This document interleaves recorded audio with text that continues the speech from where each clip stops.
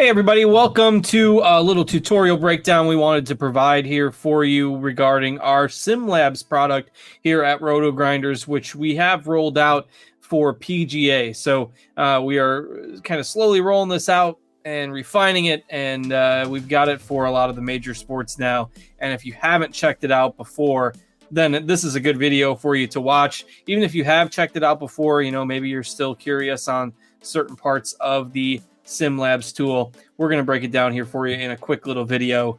If you're not familiar with us, I am Justin Van Zuiden. I go by STL Cardinals 84 in the daily fantasy world, and I've got Mr. Derek Farnsworth, aka Notorious, alongside. And the golf was kind of my first exposure here to the SimLabs product. And Noto, I know you mentioned that you used it quite a bit last year for football as well.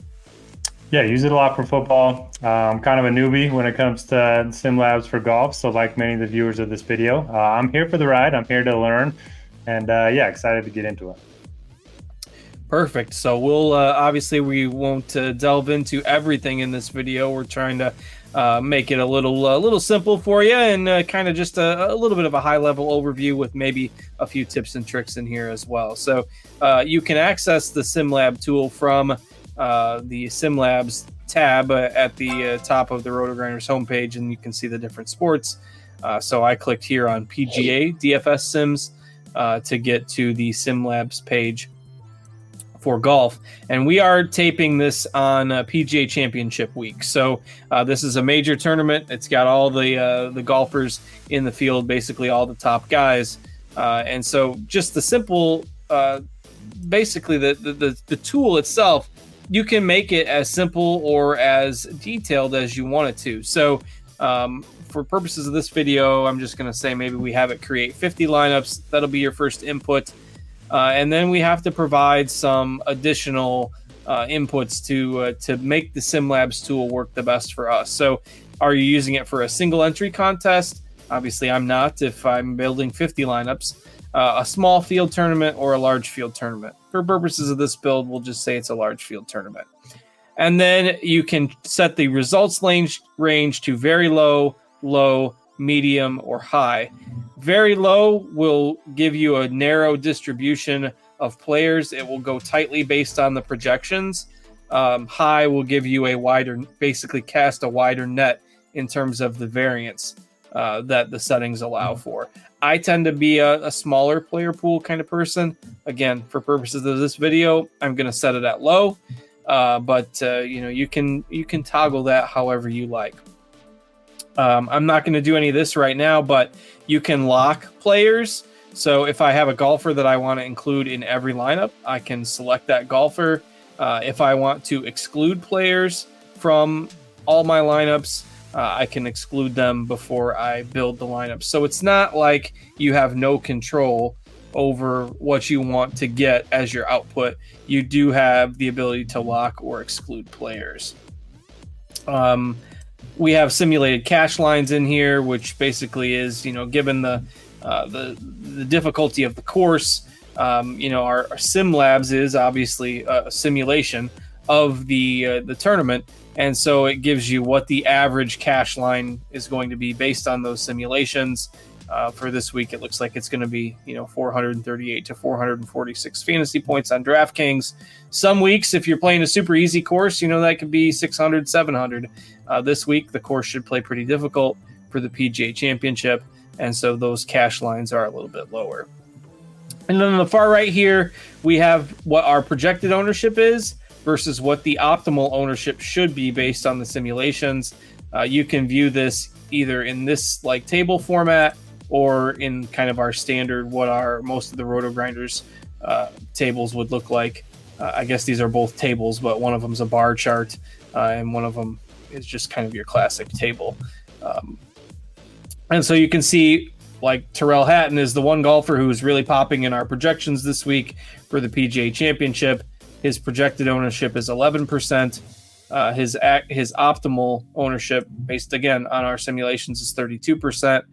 You can see we've got Joaquin Niemann, John Rahm near the top as well. So our projections kind of like some of the live golfers this week. And then you can, I can click this toggle here and then see who the worst optimal ownership are compared to projected ownership. And obviously these are going to be guys that are highly owned just by virtue of the math, but you can see that the SimLabs results are telling you that maybe Scheffler is going to be over-owned this week. It's a little bit easier to view in this context where it gives you the highest and lowest values. So in theory, right, our SimLabs results, if we're going based on the projections, you're going to see a lot of Hatton in there. You're going to see a lot of Henley in there. You're going to see a lot of Neiman in there, etc. Anything I've missed here on this kind of cover page, Noto? No, I was just going to say it's important to note, Scheffler and Xander, they're not bad plays. They're just not showing up in the optimal as often as their current ownership projection. You're still going to get a lot of them, and it's still okay to play them. But they're just not, showing up in the optimal as often as their ownership. Then when it comes to the, lock and exclude, if you're like me, you're probably going to lock Brian Harman. If you're like STL cards, you're probably going to exclude Jordan Spieth. Let's just go ahead and do that. Yeah. I want to make sure I get this will just be my test to show you that the tool works. So I'm not saying you have to exclude Jordan Spieth if you're actually watching this live for this week, but I'll show you that the tool works and that we get no Spieth in these lineup builds here. There's some advanced settings that you can mess with as well. Whether you want to weight the actual simulation results, very low, medium, or high. I'll set that to medium. Whether you want to weigh the projections, very low, medium, or high. Whether you want to weigh ownership. So if you are not the type of person that wants all the highly owned guys in your lineup, you're going to want to set the ownership weight to high. Again, I'm just kind of going to set everything at medium. And then your upside, obviously if you're playing a big, large field tournament, maybe you want that upside weight set to high. You actually don't have to toggle these in order for it to actually give you some lineups. But again, those are some advanced toggles that you can make. So I'm going to hit get lineups here, and we should get 50 lineups based on the inputs that I just provided, which again, we spent a few minutes going through them, but you could click those buttons in about 30 seconds and you'd get pretty good lineups. So at least based on the simulations. So my lineups have been built. I'm just going to search for Spieth here, and there shouldn't be any Spieth. Okay, no Spieth found. So it did use my suggestion there for no Jordan Spieth. And you can see my first lineup here. Lost my cursor. There we go. Has a SimLabs rating of 99.18. That's just based on, it's not an actual projected score. It's just based on our simulations and the output of that lineup. These are pre-built lineups that, based on your filters, SimLabs spit out. So it's not optimizing, hey, this is the number one projected highest scoring lineup. It's what works best based on the simulations for the inputs that you've provided. So SimLabs rating, that's right now how it defaults to sorting them. If I go down through my 50 lineups here, you can see the bottom one has a SimLabs rating of 75.21. So what you can actually do is you can save some of these lineups. I hit this little flag here. We'll save those lineups under my saved lineups tab. And then you can actually build again and then save those lineups. So you can run this as many times as you want. Save the lineups that you like. Maybe you only want to save the ones with the higher SimLabs rating, and then you want to build again. You have control over that. You can sort, by a bunch of different. You can sort by salary used, so that the top ones are $0 remaining. You can sort by a whole bunch of different stuff here with your outputs, and it basically again grades them with the SimLabs rating there at the bottom. So if I do this, so again, there's a few more tabs that we can look at here. If I look at exposures, no surprise, Larell Hatton, who was grading out the best in terms of our projections, is in about 70% of the lineups. I accidentally did an extra filter there. That has, I think I just filtered the lineups by him and got him at 100% there. Yeah, there we go. I had clicked on his name. So if you click on his name, it's going to filter him into this box here. unclick his name, it goes back to all my lineups. So 74% Hatton, 38% Fleetwood, 30% Bryson DeChambeau. These are all people that grade out well in the projections. Another interesting tip is you can click on stacks and it'll tell you the tee time groups, how many early golfers and late golfers you have. So if you get a tournament where there might be a weather edge, you can try to sort your lineups how you want them based on these tee time groups as well. So if I click on the 4-2, it's going to filter the 4-2 lineups, and these are all of my built lineups that have 4 early and 2 late golfers. You can see I've got 4% that are 6-0. So if you end up wanting an all early golfer stack, this is really cool, and you can save the lineups that you want based on that. So that's the one thing that if you've used SimLabs for other sports, but you're just using it in golf for the first time, that's a different feature compared to, you know, your team stacks in MLB or your quarterback receiver stacks in football or what have you. Anything else on these screens before I kind of show how it syncs with Lineup HQ? No, did a great job of explaining anything that I had that I was going to bring up. You covered. So yeah, let's sync them up. All right. So if I hit this blue, turquoise, greenish, whatever you want to call it, button, sync lineups in Lineup HQ, and then I go to our lineup optimizer, and it's going to say 50 lineups imported from SimLabs successfully.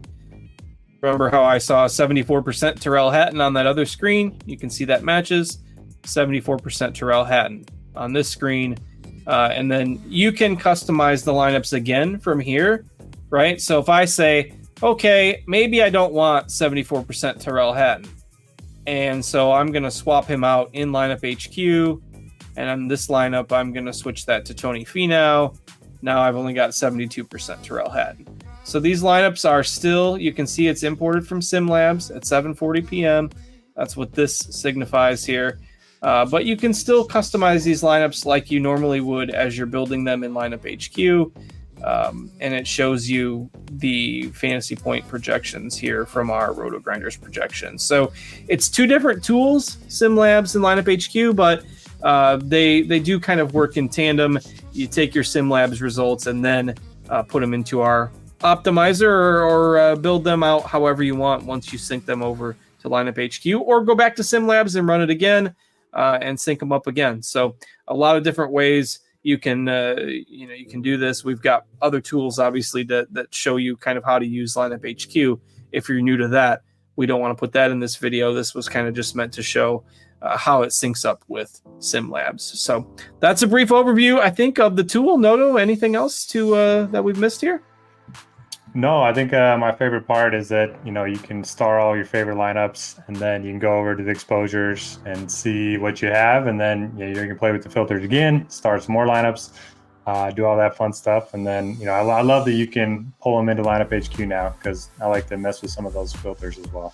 Yeah, and so you can continue to refine them within the SimLabs tool, save the ones you want, and then you could run the SimLabs tool, 20 times, save 5 lineups each time, and then sync up the 100 that you ended up saving during that process. So you could spend an hour or two just kind of digging into it, or you could spend 5 minutes and just get lineups that are curated pretty well just from the general SimLabs inputs that you have to put in. So you can make the tool do as much or as little as you want it to do, or how much time you have for that given week. So cool new product over at RotoGrinders. Check it out.